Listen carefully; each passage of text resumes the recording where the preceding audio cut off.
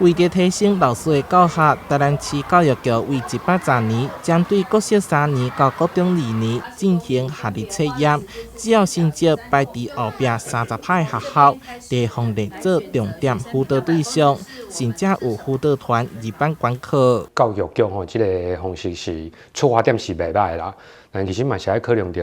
学校的行政作业。还有需要迄个接受辅导的囡仔，莫用强迫的方式，或这样代志会当愈弹性，我感觉那是愈好啦。城乡有差距，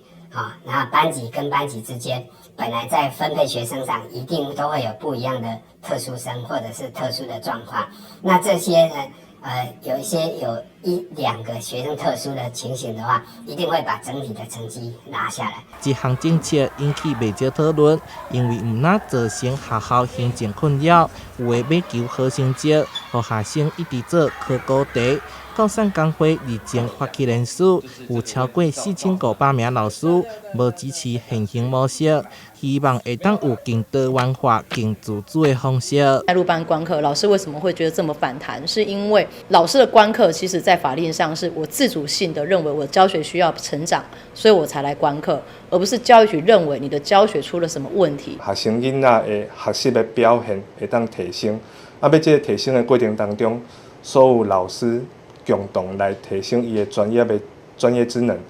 这部分是教育局诚心要来做这件工作上原始的目的。教育局表示，并无强制入班观课，老师会当依照测验的数据调整上课内容，也是由专家学者共同讨论改善教学方法，让学生课业持续进步。台南新闻所采访报道。